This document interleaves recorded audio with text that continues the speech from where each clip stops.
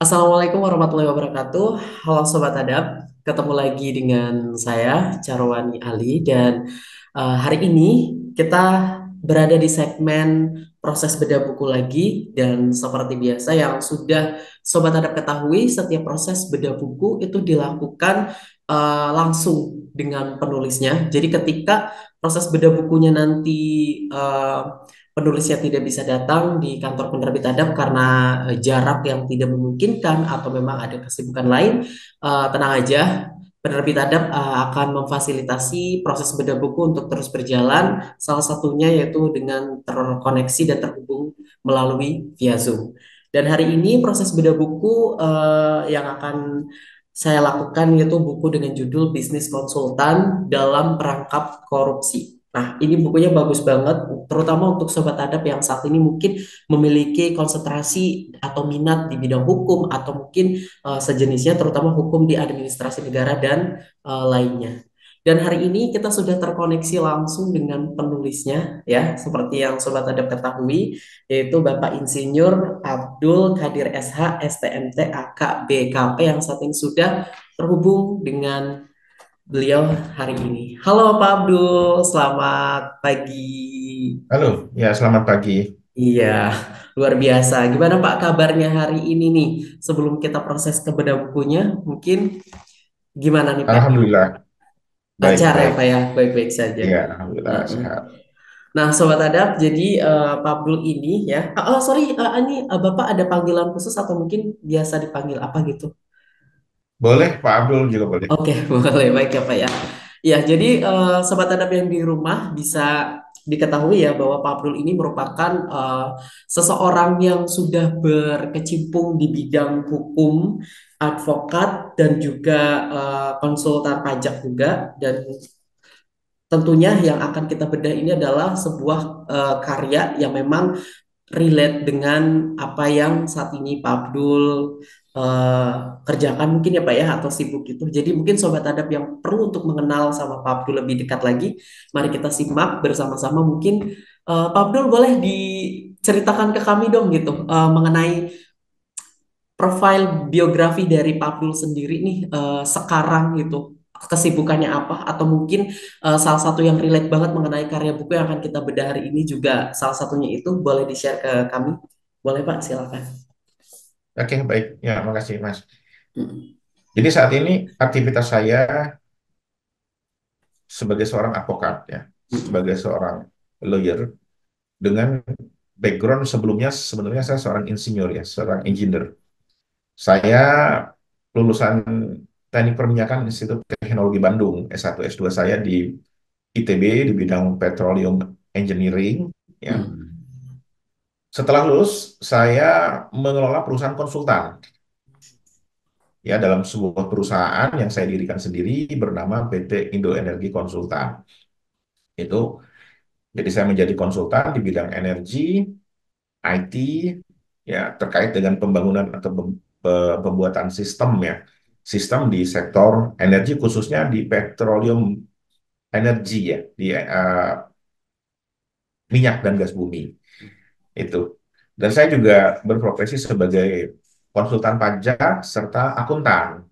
Ya, saat ini saya mengelola sebuah perusahaan yang tidak lagi di bidang konsultan pemerintah, tapi memberikan jasa konsultansi di bidang hukum, ya, kemudian teknoekonomi, akuntan dan akuntansi dan pajak, ya. Dan saat ini perusahaan saya bergerak di penyediaan software, ya, software as a services namanya, ya. Jadi menyediakan software untuk digunakan atau untuk disewakan dalam rangka menyusun laporan keuangan. Jadi software oh, akuntansi lah, software akuntansi yang oh, disewa. Kira-kira gitu, oh, Mas, gambarannya. Oke, luar biasa Pak. Ini seperti kalau yang disampaikan sama Pak Abdul tadi ya, kalau boleh saya kasih tahu ya Pak ya, sebenarnya sudah dijelaskan dari profil belakang di buku ini gitu ya Pak ya, mengenai background pendidikannya dan lain-lainnya gitu. Jadi Sobat Adab ketika memiliki buku ini, Sobat Adab akan lebih mengenal lagi Pak Abdul ini sebagai penulis buku ini tuh seperti apa sih gitu, termasuk karirnya dia saat ini tuh yang sudah didengarkannya gitu.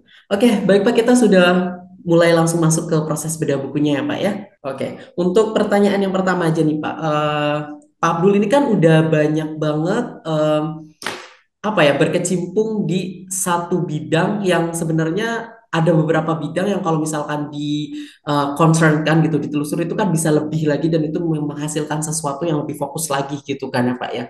Eh, Sampai pada akhirnya Pak Abdul ini untuk memutuskan karya gitu untuk membuat buku dengan concern ke hukum ini gitu bisnis konsultan dalam perangkap korupsi ini kira-kira kenapa sih Bapak menulis buku ini gitu apa ada sesuatu yang ingin disampaikan gitu atau sekedar karena eh, saya relate saat ini jadi kayaknya memang harus membuat buku ini deh gitu atau bahasa sekarangnya mungkin kayak lagi gabut gitu Pak atau tapi gabut yang bukan yang gabut ya udah gitu tapi memang ada sesuatu hal yang ingin disampaikan gitu untuk masyarakat kah atau memang untuk mahasiswa-mahasiswi atau siapapun yang mungkin tertarik di bidang yang ingin saat ini Bapak geluti gitu. Boleh silakan Pak diceritakan. Oke, baik. Jadi gini, buku ini saya tulis karena dilatar belakangi oleh sebuah keprihatinan sebetulnya. Hmm. Keprihatinan yang mendalam menyaksikan betapa korupsi di sektor pengadaan barang jasa pemerintah ini terjadi terstruktur, sistematis, dan masif. Itulah keprihatinan yang saya rasakan, yang melihat bagaimana pengadaan barang jasa pemerintah ini terjadi sampai saat ini. Ya. Nah, kalau ini dibiarkan terus, kehancuran negeri ini tinggal menunggu waktu. Ibarat rumah yang terus-menerus digerogoti oleh rakyat dan dibiarkan oleh penghuninya, ya lama-kelamaan rumah ini akan ambruk. Ambruk. Negeri ini juga sama. Ya. Ketika proses atau ketika proyek-proyek pemerintah yang mekanismenya diatur dalam proses pengadaan barang jasa ini tidak dikendalikan, ya tidak diatasi permasalahan korupsinya, maka tinggal menunggu waktu saja negeri ini pun akan tumbang, akan Hmm. ambruk Hmm. karena proses pengadaan itu digerogoti oleh perilaku-perilaku korup para pelaku pengadaan yang terlibat di dalamnya. Dan ketika ini dibiarkan, maka praktik KKN ini akan dianggap wajar dan biasa. Kenapa? Karena Sudah ya, mereka dinormalisasikan merasa, gitu ya Pak ya. mereka akan merasa bahwa ya dengan KKN pengadaan barang jasa ini bisa dinikmati dengan lancar, ya, dengan lancar mulai dari proses lelang, ya, penandatanganan kontrak, pelaksanaan pekerjaan, pelaporan, penagihan pembayaran, sampai audit. Gitu. Hmm.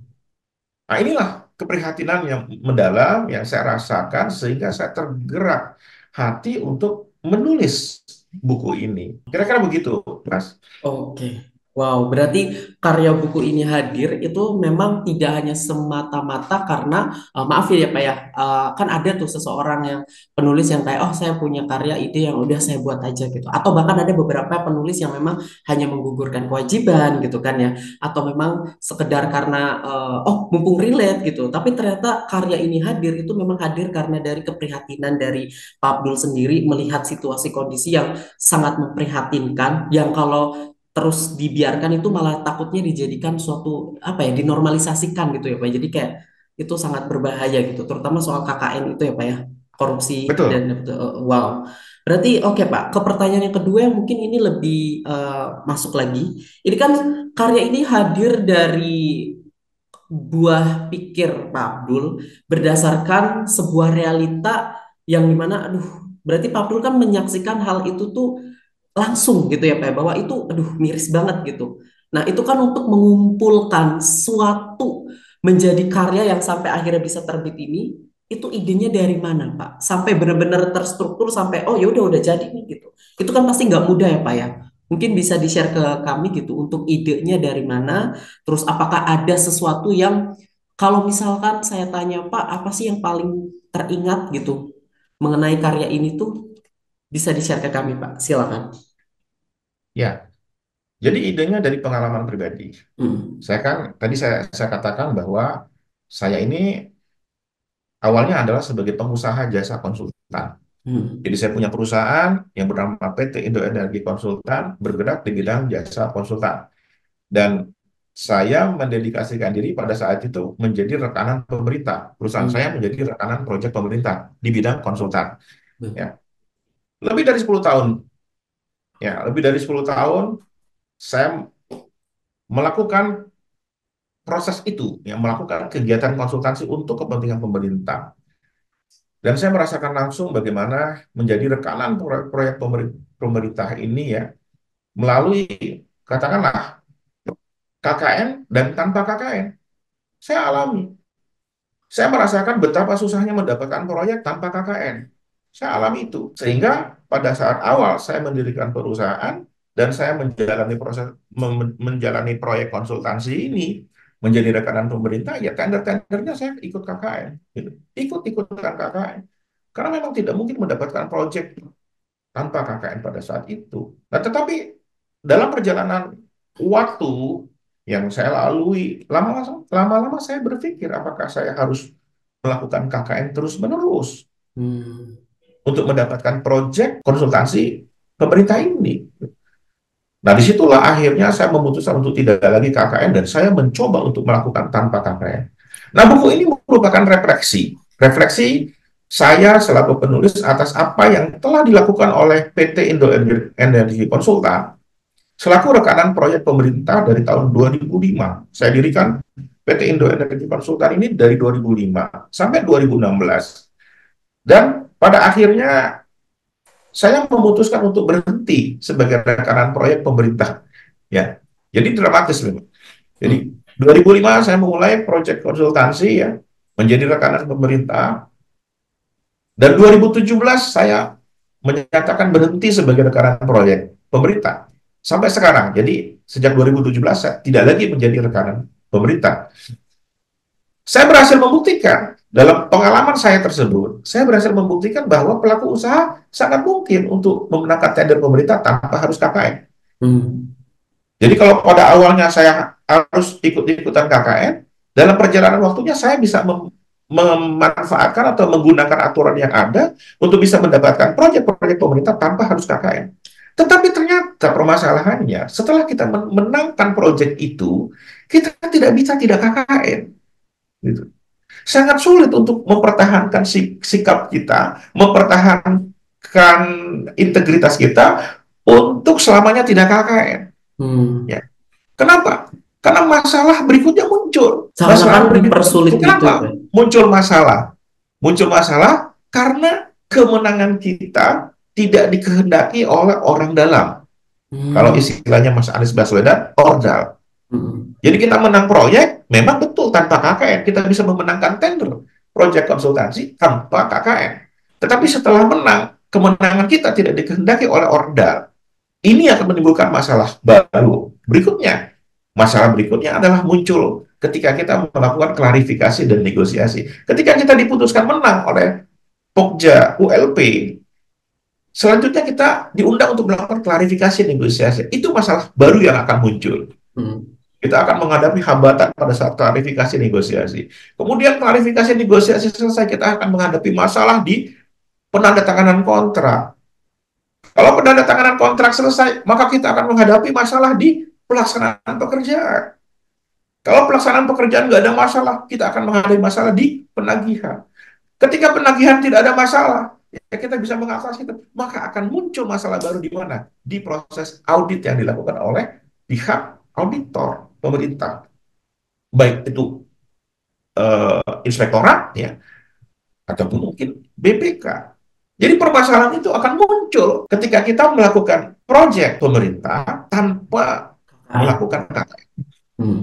Oh. Nah, pengalaman-pengalaman itulah ya yang kemudian memunculkan ide ya dari saya sebagai bentuk keprihatinan saya terhadap permasalahan yang sangat besar ini ya, ya untuk menyampaikan informasi kepada para pelaku usaha jasa konsultansi ya. Kan banyak sekali nih perusahaan-perusahaan konsultan yang mungkin mereka akan masuk ya sebagai rekanan pemerintah atau mencoba masuk ke dunia pengadaan barang jasa pemerintah ya. Buku ini akan sangat bermanfaat ketika mereka baca terlebih dahulu sebelum Hmm. memutuskan untuk ikut dalam proyek-proyek pemerintah atau tidak. Kira-kira begitu, Mas, idenya Oke. yang muncul ya Hmm. dari pengalaman pribadi saya tersebut. Oke, ini menarik banget sih Pak. Tadi kan ini agak mungkin bisa dibilang tambahan pertanyaan boleh ya Pak ya. Selain pertanyaan yang sebelumnya, dari apa yang sudah dijelaskan oleh Pak Abdul tadi ya, berdasarkan karena memang pengalaman gitu. Terus muncul suatu keprihatinan untuk, oh kok bisa begini sih gitu.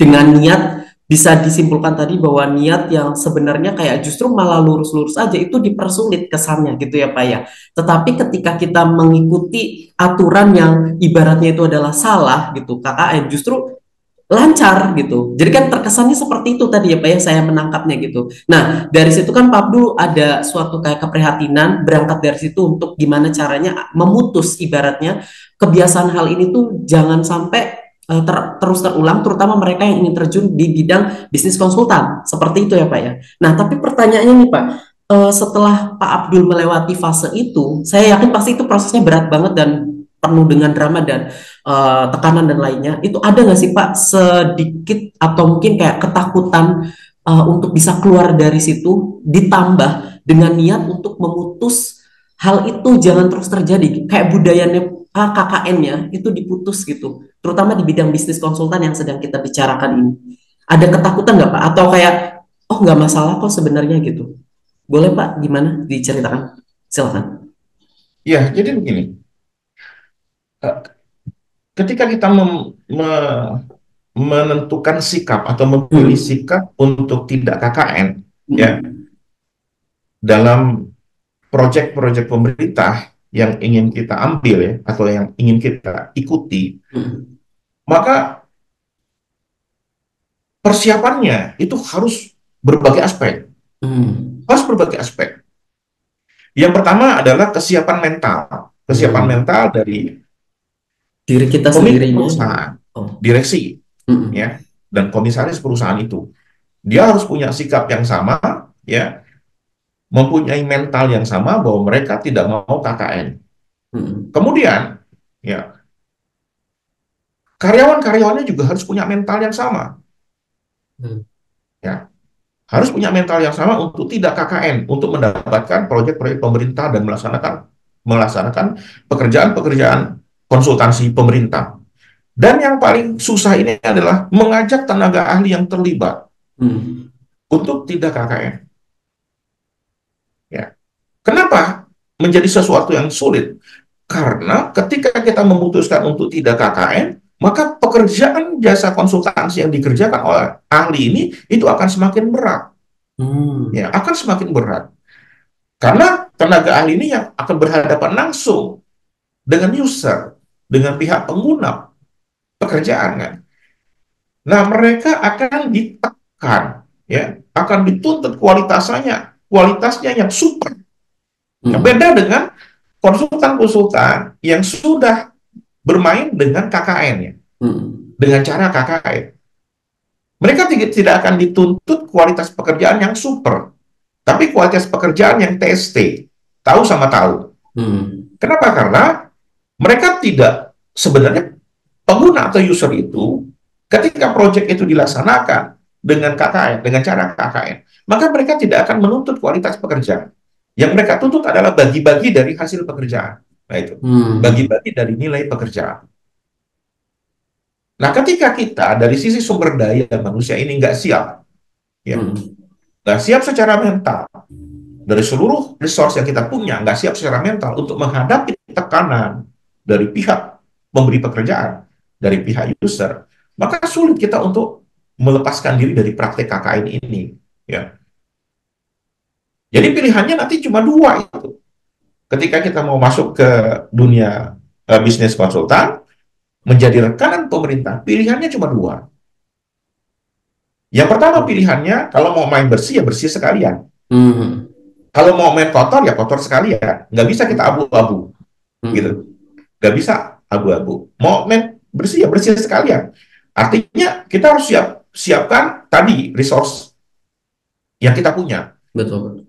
Pemimpin perusahaannya, karyawannya, ya. Karena karyawan akan Komisarisnya. berjibaku tuh Betul, betul. menyiapkan dokumen-dokumen tender yang akan disubmit, yang akan diupload ya Hmm. ke panitia atau ke sistem gitu.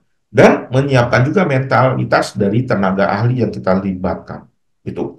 Nah, ketika misalnya ya sampai batas tertentu pekerjaan kita itu diaudit oleh mereka, ya, diaudit oleh mereka dan jadi temuan, maka pada saat itu juga kita harus ya harus siap untuk menghadapi proses hukum, ya melakukan gugatan ke pengadilan. Nah, itu harus disiapkan juga. Ya, advokasi kita ketika kita memang mau main betul-betul main bersih. Makanya ketika mau main bersih ya bersih sekalian. Kita harus Hmm. sudah siapkan juga tuh advokat, lawyer yang akan mengadvokasi perusahaan ketika ya perusahaan itu dijadikan objek audit oleh pihak pemberi pekerjaan atau oleh user Hmm. itu. Nah, kira-kira itu, Mas ya, Hmm. pertimbangannya Oke, berarti yang ini harus kita persiapan yang harus gitu. kita Hmm. persiapkan. Oke, wow. Berarti Sobat Adap bisa menyaksikan tadi ya mengenai proses bedah buku ini, bahwa terutama untuk bisnis konsultan yang sedang kita bahas ini, di mana eh, proses luar biasa yang sudah dilewati oleh Pak Abdul Qadir tadi ya, mempersiapkan dari yang sebelumnya berdasarkan pengalaman, oh ternyata bisnis konsultan tuh ternyata budaya yang agak kurang baik nih justru malah dimudahkan, tetapi malah yang niat lurus-lurus itu agak sedikit dipersulit, dan proses tahap dulu untuk bisa keluar seperti itu juga nggak semudah itu gitu, karena harus mempersiapkan ini itu, dan memang tujuannya kalau memang harus bersih-bersih sekalian, lurus-lurus sekalian, tidak bisa eh, abu-abu seperti itu yang sudah dijelaskan tadi ya Sobat Adab. Nah, untuk pertanyaan selanjutnya nih Pak Abdul ya, dari pembahasan kita mengenai bisnis konsultan dan juga di dalamnya juga kita membahas tentang budaya yang agak kurang baik nih gitu ya, terutama penyediaan barang apa ya tadi, barang jasa gitu ya Pak ya, yang dimana di situ sudah kental banget dengan budaya KKN-nya gitu. Pertanyaannya, kenapa sih pada akhirnya Pak Abdul itu menetapkan judulnya adalah bisnis konsultan dalam perangkap korupsi gitu? Kenapa sih nggak yang kayak judul lain, misalkan kayak stop budaya korupsi di bisnis konsultan, atau kayak pentingnya memahami budaya KKN dalam bisnis konsultan, dan judul-judul lainnya gitu? Atau mungkin ada sesuatu yang pingin Pak Abdul juga uh, target gitu mengenai, oh kayak ini judul cocok banget gitu. Boleh silakan Pak dijelaskan. Atau mungkin Ya, lahir jadi dari begini. pengalaman, silakan. Ya, jadi begini, Mas. Mm-mm. Sebenarnya buku ini merupakan konversi, Mm-mm. konversi dari karya skripsi S1 saya di Sekolah Oh, Tinggi Bandung. oh, Jadi oke. judul judul skripsinya itu adalah pencegahan korupsi di bidang Hmm. pengadaan jasa konsultansi pemerintah melalui penegakan hukum administrasi negara. Nah, itu Hmm. judul skripsi saya ketika Mm-mm. S1 di STHB. Saya ambil hukum itu baru 2016, selesai 2019 ya, 2018 akhir lah apa saya mulai mengerjakan skripsi ini. Nah, Mm-mm. setelah saya konversi dari skripsi ini saya konversi menjadi buku, judulnya saya ubah ya. Saya ubah menjadi bisnis konsultan dalam perangkap korupsi pengadaan barang jasa pemerintah dan Mm-mm. strategi penyelamatannya Penyelamatannya melalui melalui penegakan penegakan hukum hukum administrasi administrasi negara. negara. Nah, dengan judul ini ada sesuatu yang yang menjadi misi saya Mm-mm. ya. Jadi saya ingin mengingatkan kepada dua pihak sebetulnya. Mm-mm. Yang pertama kepada pihak-pihak yang terkait ya dengan proyek konsultansi pemerintah ini, ya perusahaan Mm-mm. jasa konsultansi terutama. Kepada perusahaan jasa konsultan, saya ingin berpesan ya, harus hati-hati jika memutuskan ingin menjadi rekanan pemerintah atau Mm. memutuskan untuk tetap menjadi rekanan pemerintah Mm. karena Anda akan atau sedang berada dalam jebakan korupsi. Ya, itu pesan yang saya ingin Ingin sampaikan disampaikan melalui buku ini gitu ya. para pelaku usaha jasa konsultan. Pilihannya seperti yang tadi saya bilang, Mas. Mm-mm. Kalau Anda, wahai pelaku usaha konsultan, jasa konsultan, mau bermain atau mau menjadi rekanan pemerintah, pilihannya cuma dua. Mau Bersih, main bersih bersih-bersih sekalian. sekalian, mau main kotor ya kotor sekalian. Mm-mm. Itu. Nah, kepada pemegang kebijakan, melalui buku ini saya juga ingin mengingatkan, ingin berpesan kepada mereka, bahwa tanpa ada political will yang kuat dari pemerintah, maka praktik korupsi pengadaan barang jasa pemerintah ini akan terus terjadi dan akan menjadi sebuah hal yang wajar, praktik yang wajar.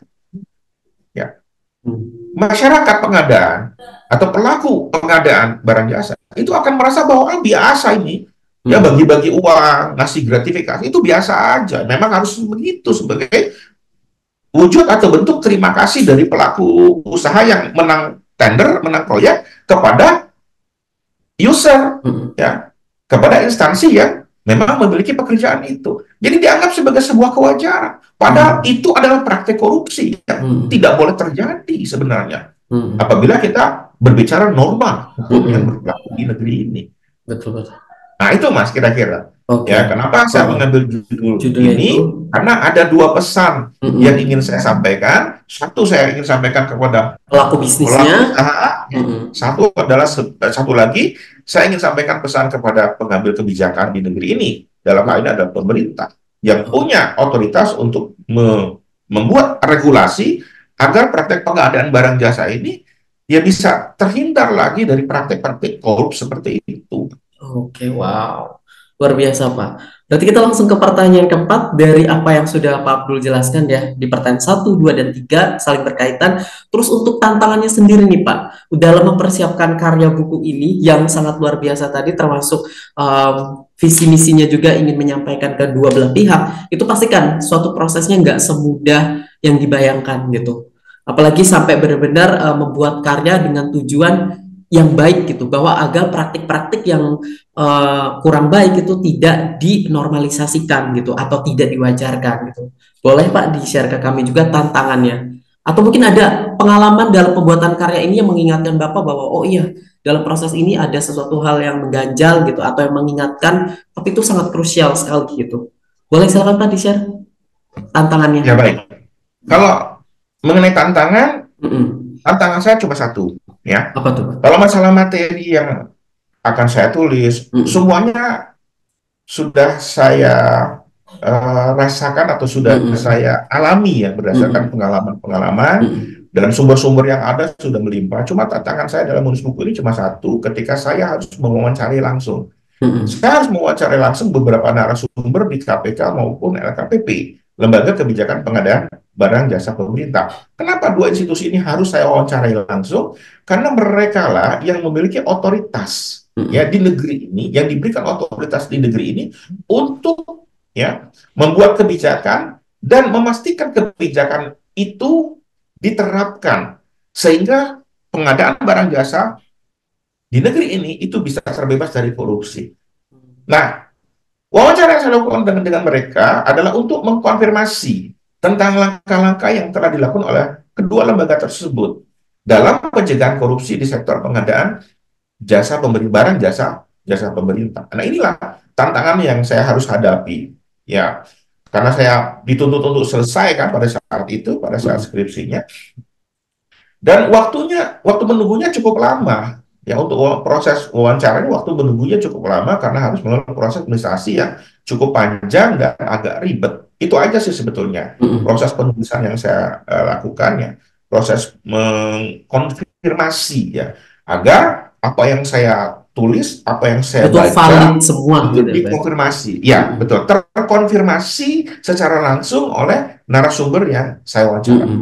Dan semua yang saya dapatkan atau yang saya peroleh dari wawancara, ya mengkonfirmasi Mm-mm. terhadap praktek-praktek yang selama ini saya alami, Mm-mm. kemudian pengakuan-pengakuan dari institusi tersebut ya atas apa yang sudah mereka lakukan. Itu terkonfirmasi semua dan itu tertuang dalam buku yang sudah saya tulis. Jadi insya Allah validitas ya Mm-mm. akuntabilitas dari penulisan buku itu ya sudah terkonfirmasi dengan baik ya melalui wawancara langsung kepada narasumber dari dua institusi yang memang punya otoritas untuk melakukan pencegahan korupsi. Oke, wow, berarti luar biasa banget ya. Sobat Adaps yang sudah saksikan tadi, selain memang karya buku ini dipersiapkan lahir gitu buah idenya karena berdasarkan pengalaman dan juga punya misi yang baik juga terhadap dua belah pihak yang memiliki tadi otoritas dan juga para pelaku bisnisnya juga. Ternyata salah satu tantangan yang sangat bisa dibilang effort banget dilakukan oleh Pak Abdul itu agar buku ini benar-benar valid ketika dibaca dan benar-benar memiliki payung hukum dan ini udah jelas asli karena memang langsung interviewnya dengan uh, ini apa ya apa otoritas yang berkecimpung di bidangnya yang punya hak-hak yang agak sedikit krusial nih gitu ya Pak ya kalau misalkan kita bahas tentang Ya, betul. gratifikasi korupsi dan bisnisnya bisnis konsultan tadi gitu ya. Oke. Oke Pak, pertanyaan selanjutnya nih. Ini kan dari pertanyaan 1 sampai 4 tadi kan kita membahas tentang pelaku bisnis dari bisnis konsultannya yang menyediakan barang jasa gitu untuk pemerintah dan juga tadi membahas soal tentang praktik yang dalam kegiatan bisnis ini terutama untuk menjadi rekan kerja di bidang pemerintahan itu kan identik dengan KKN atau korupsi gitu ya Pak ya. Jadi kan kita tadi udah bahas itu terus. Kalau pertanyaannya kira-kira nih kalau misalkan ada netizen atau warganet yang nonton video ini, buku ini sebenarnya apakah hanya membahas dua hal itu saja, atau memang sebenarnya di dalam buku ini tuh ada pembahasan lain yang bermanfaat juga untuk bisa dibaca oleh halayak umum nih yang nonton Pak, terutama mereka yang punya ketertarikan untuk membuat perusahaan atau bisnis konsultan, tetapi tadi nih agak menyerempet-nyerempet menjadi rekan di pemerintahan gitu. Boleh silakan di-share Pak. Atau memang yang di-highlight di buku ini adalah itu gitu. Silakan. Ya, jadi di dalam buku ini ada 8 pokok Bab. bahasan. Mm-mm. Ya, ada 8 bab yang Mm-mm. saya bahas atau yang saya ungkap ya. Yang Mm-mm. pertama itu adalah saya membahas tentang sistem pengadaan jasa konsultansi pemerintah. Jadi Mm-mm. berbagai aturan yang digunakan dalam pengadaan jasa konsultasi pemerintah, itu terutama peraturan LKPP ya. Itu saya angkat. Kemudian yang kedua, ya pembaca saya deskripsikan tentang teori Mm-mm. teori penegakan hukum dan pencegahan tindak pidana. Itu pembahasan di bab kedua. Di bab ketiga, saya menjelaskan tentang tinjauan yuridis Mm-mm. pemberantasan korupsi. Bagaimana sih secara yuridis ya Mm-mm. pemberantasan korupsi itu dilakukan. Bab keempat, saya membahas tentang Undang-Undang Nomor 30 Tahun 2014 tentang administrasi pemerintah sebagai instrumen pencegahan korupsi. Jadi Mm-mm. kan tadi di dalam judul bukunya, saya berusaha untuk melahirkan konsep bagaimana mencegah korupsi di sektor pengadaan jasa konsultansi. Nah, Mm-mm. instrumennya apa? Instrumen yang saya pakai adalah Undang-Undang 30 tahun 2014. Mm-mm. Nah, oleh karena itu di bab keempat ini saya mencoba untuk membahas bagaimana sih pengaturan dalam Undang-Undang 30 2014 yang Mm-mm. bisa digunakan oleh pengambil kebijakan nanti untuk melakukan Pencegahan pencegahan korupsi itu. korupsi. Mm-mm. Bab kelima, saya membahas tentang problematika penegakan hukum dalam pengadaan barang Barang jasa jasa pemerintah. pemerintah. Apa saja nih problematikanya Mm-mm. ketika kita mau melakukan penegakan hukum dalam pengadaan barang jasa pemerintah? Tentunya Mm-mm. dia dilakukan oleh otoritas yang punya wewenang ya dalam hal ini Mm-mm. penegak hukum, baik penegak hukum pidana maupun penegak hukum administrasi negara. Mm-mm. Nah, di bab 6 saya membahas tentang upaya KPK dan LKPP dalam pencegahan korupsi pengadaan barang jasa pemerintah. Jadi saya ungkapkan tuh, saya Mm-mm. sampaikan apa aja nih yang dilakukan oleh KPK dan LKPP yang sudah dikonfirmasi juga melalui wawancara Mm-mm. yang saya lakukan secara langsung Mm-mm. terhadap mereka. Kemudian di bab 7, saya membahas tentang delik korupsi pada pengadaan jasa konsultasi pemerintah. Jadi kalau kita mau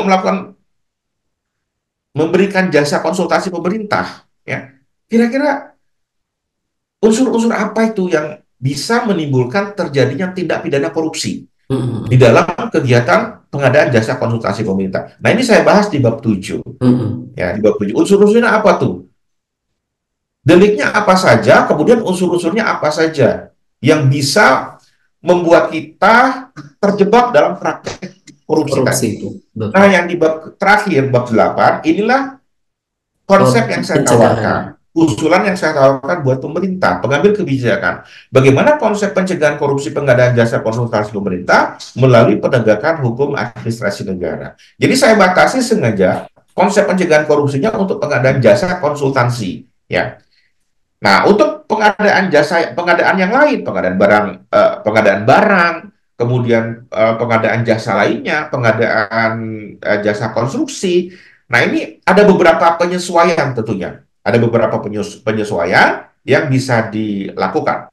Ya, Oke, wow, berarti buku ini paket komplit lengkap ya Pak ya. Terutama sekali lagi mereka semua sobat adab yang nonton yang tertarik dengan pembahasan yang kita bahas hari ini ya. Jadi sobat adab, kalau buku ini tuh membahasnya meskipun yang di-highlight adalah perihal tentang bisnis konsultan dan juga mengenai praktik yang kurang baiknya itu KKN korupsi yang kalau dibiarkan akan dinormalisasikan gitu. Ternyata di dalamnya itu ada pembahasan teori-teori juga, terus ada beberapa konsep-konsep yang ditawarkan untuk mencegah hal itu terjadi, termasuk instrumen atau payung hukum yang akan melindunginya atau beberapa hal-hal yang berpotensi untuk ke arah korupsi itu gimana sih gitu. Jadi buku ini paket komplit ya Pak ya.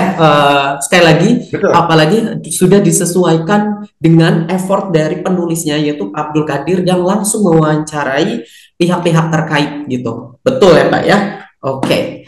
Untuk pertanyaan yang selanjutnya nih Pak, kita mungkin udah gak kerasa ada di penghujung pertanyaan ya Pak ya, tapi semoga apa yang disampaikan ini benar-benar bermanfaat, terutama untuk saya pribadi juga dan sobat adab yang di rumah.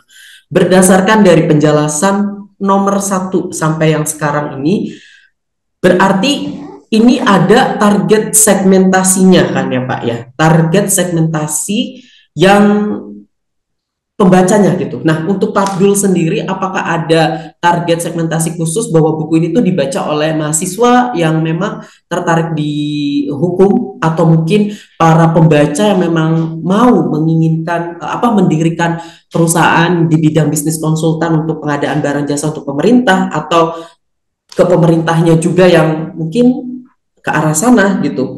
Itu bisa dijelaskan Pak target segmentasinya gitu. Termasuk alasan seseorang mengharuskan membaca buku ini itu apa? Boleh silakan dijelaskan, Pak.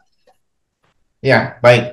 Jadi gini, segmentasinya sebenarnya sudah saya tulis di buku. Jadi buku Mm-mm. ini, ya buku yang saya tulis ini cocok ya. Mm-mm. Ketika dibaca oleh pertama pelaku usaha jasa konsultan. Mm-mm. Pelaku usaha jasa konsultan yang mau bermitra atau menjadi rekanan pemerintah. Betul. Nah, itu cocok buat mereka tuh wajib Mm-mm. malah saya malah mewajibkan mereka Merekomendasikan juga. nah membaca buku ini supaya mereka tahu risikonya ya, tahu risiko hukumnya ketika mereka mau menjadi rekanan pemerintah di bidang usaha jasa Pengadaan. konsultan pemerintah. Nah, kemudian buku ini juga cocok dibaca oleh penegak hukum Mm-mm. ya. Auditor negara pemerintah, BPK atau inspektorat daerah ataupun pusat ya kementerian. Mm-mm. Kemudian anggota DPR ini juga perlu untuk membaca buku ini.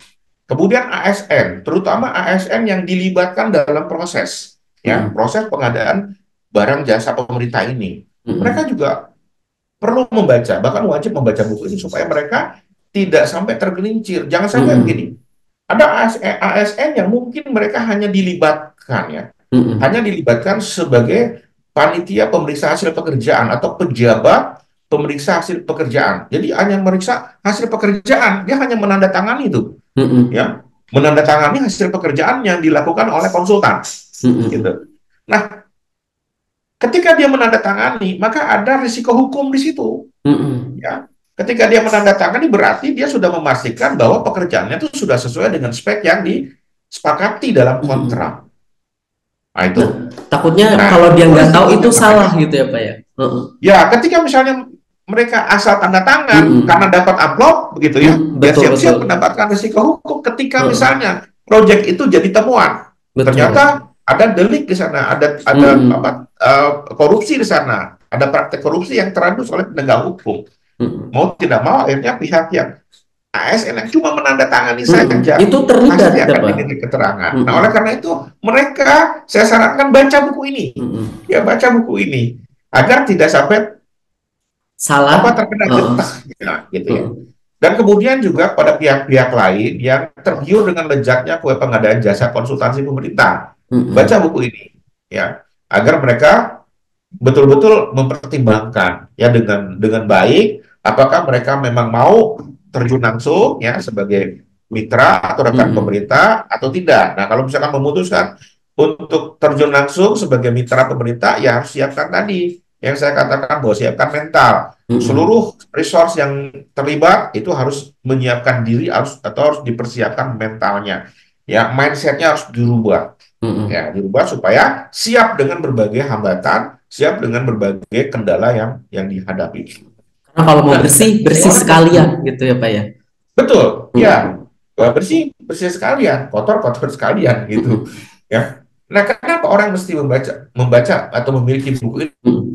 dengan orang lain? Ya dia menandatangan, dia cuma dapat amplop doang tuh, kan biasanya Mm-mm. dapat amplop itu kalau Mm-mm. apa project itu dikerjakan melalui cara-cara KKN ya. Itu Mm-mm. pasti akan dapat itu sampai ke penandatangan hasil pekerjaan apa pemeriksaan hasil pekerjaan.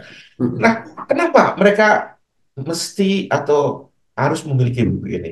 Yang pertama, ya, dalam buku ini ya saya tidak hanya mengungkap berbagai modus korupsi dalam pengadaan barang jasa pemerintah, tetapi saya juga menawarkan sebuah konsep pencegahan korupsi pengadaan barang jasa, khususnya jasa konsultansi pemerintah yang komprehensif dan terintegrasi, yang seharusnya dilakukan oleh pemerintah agar praktek korupsi pengadaan barang jasa yang TSM tadi ya terstruktur, sistematis dan masif tidak lagi terjadi atau setidak-tidaknya dapat diminimalkan.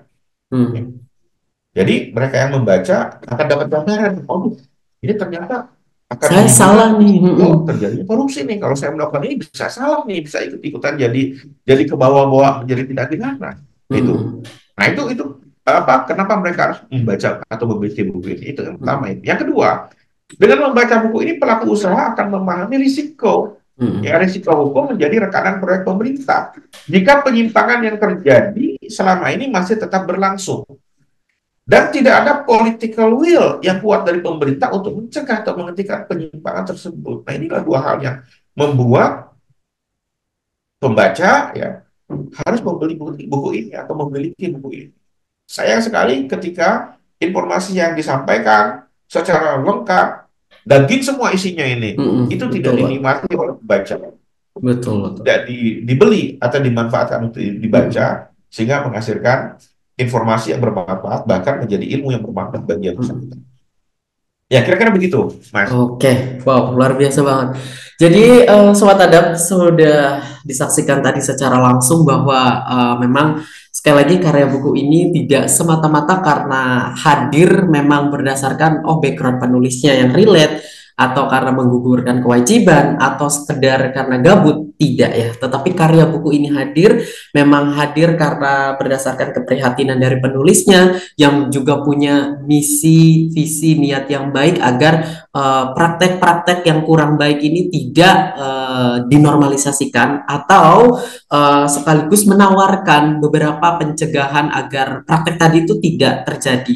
Terutama untuk mereka-mereka ya pelaku usahanya atau kedua belah pihak yang terkait agar tidak salah atau yang tadinya nggak tahu jadi bisa tahu bahwa oh ternyata kalau saya melakukan itu bisa saja berpotensi gitu ya. Jadi bisa dikatakan ya Pak ya, kalau karya buku ini bisa dibilang sebagai pedoman juga atau pegangan untuk mereka-mereka yang terlibat tadi ya Pak di pembahasan ini untuk bisa lebih tahu lagi knowledge-nya gitu, pengetahuannya, eh, langkah-langkah dan cara kerjanya. Seperti itu ya Pak ya. Betul, betul. Oke, dan tidak terasa ya Pak ya bahwa proses bedah buku kita kali ini sudah ditayangkan tadi dan sudah ada di penghujung akhir. Tapi boleh Pak, saya minta satu tambahan pertanyaan lagi ke Pak Abdul Kadir nih, karena ini luar biasa banget ya Pak ya. Pembahasan dari pertanyaan 1 dan 7 ini sangat-sangat daging banget seperti yang dijelaskan oleh Pak Abdul tadi. Harapannya Pak, harapan dari karya buku bisnis konsultan dalam perangkap korupsi ini menurut Pak Abdul ini harapannya apa sih mengenai karyanya ini? boleh dijelaskan ke kami gitu harapannya untuk para sobat adab yang nonton nih di rumah gitu. Terutama pelaku bisnis konsultannya atau yang punya otoritasnya dan juga karya bapaknya. Boleh silakan Pak. Baik, ya harapan saya dengan Hmm. menulis buku ini banyak orang yang tersadarkan, ya, Hmm. atau banyak orang yang sadar atau khususnya kepada pelaku usaha, ya, pelaku Hmm. usaha menyadari apa yang dilakukannya di dalam bisnis ini Hmm. ketika mereka memutuskan untuk menjadi rekanan pemerintah. Itu kesadaran muncul dari Hmm. kalangan pelaku usaha sehingga mereka akhirnya melakukan langkah-langkah kolektif bersama asosiasi, ya, Hmm. untuk berkomitmen tidak lagi melakukan praktek KKN. Hmm. Itu harapan dari saya, ya, sebagai penulis kepada pelaku usaha yang tergabung dalam asosiasi konsultan. Ya, Hmm. jadi asosiasi konsultan harus punya itikat, ya, yang kuat untuk secara kolektif, ya, tidak lagi melakukan praktek-praktek KKN dalam pengadaan barang jasa pemerintah. Itu harapan saya. Kenapa? Hmm. Karena kalau itu masih dipertahankan, negeri ini lambat laun akan ambruk, Hmm. akan hancur. Ya, perusahaan konsultan hanya memberikan keuntungan kepada oknum-oknum penyelenggara negara, oknum-oknum ASN yang terlibat dalam sebagai pelaku pengadaan, sementara kualitas dari pekerjaan akan semakin tidak berarti, Hmm. ya, tidak memberikan kontribusi bagi pembangunan negara ini yang sebenarnya atau yang sesungguhnya. Karena hasil-hasil dari proyek konsultansi nggak akan dimanfaatkan itu, Hmm. nggak akan dimanfaatkan. Orang mereka cuma menjadikan proyek itu sebagai bagi-bagi uang. Nah, Hmm. saya berharap dengan buku ini muncul kesadaran kolektif lah dari pelaku usaha sehingga mereka punya komitmen bersama untuk tidak lagi melakukan praktek-praktek KKN.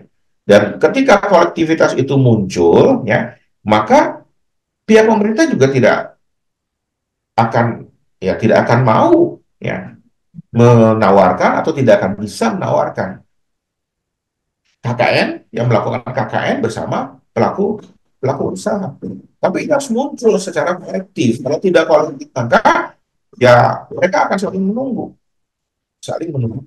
Itu Hmm. yang saya harapkan. Ya, kemudian kepada pemerintah, saya berharap buku ini bisa dikaji lebih dalam lagi dan ditindaklanjuti oleh pemerintah untuk memperbaiki tata kelola pengadaan barang jasa pemerintah yang sampai saat ini masih perilaku korupsinya menjadi budaya, Hmm. menjadi Hmm. sebuah kewajaran. Ya. Jadi dengan buku ini, ya, buku yang saya tulis ini, semoga bisa didengar, dibaca, dan diketahui oleh para penyelenggara negara, Hmm. Yang punya para otoritas untuk orang membuat yang punya regulasi otoritas, itu. ya, Hmm. untuk memperbaiki regulasi di negara ini. Hmm. Kira-kira begitu, Mas, harapan dari sini. Oke, Ya, wah, amin ya Pak ya. Semoga harapan, keinginan, visi misi, dan niat baik dari Pak Abdul Qadir bisa terrealisasi dan bisa benar-benar terwujud gitu ya Pak ya. Terutama kesadarannya amin. itulah gitu dari kedua belah pihaknya itu ya Pak ya. Kesadaran yang Betul. terpenting gitu. Oke, baik. Terima kasih Pak Abdul Qadir untuk proses bedah buku hari ini. Terima kasih juga sudah sharing juga mengenai karya yang luar biasa ini yang langsung disampaikan melalui via Zoom ini. Semoga para sobat adab yang nonton di rumah ini bisa benar-benar menikmati dan juga menerima ilmu-ilmu yang sangat bermanfaat melalui karya Bapak ini dan yang terpenting bisa membaca buku ini di rumah gitu ya. Oke, Sobat Adab, itu adalah proses bedah buku kali ini. Segitu aja videonya. Semoga Sobat Adab bisa menerima dan menangkap ilmu yang disampaikan oleh Pak Abdul Qadir ini selaku penulis hari ini yang melangsungkan proses bedah bukunya bersama saya di judul karya Bisnis Konsultan dalam Perangkap Korupsi. Oke, terima kasih segitu aja videonya. Thanks for watching. See you next time on my video. Bye.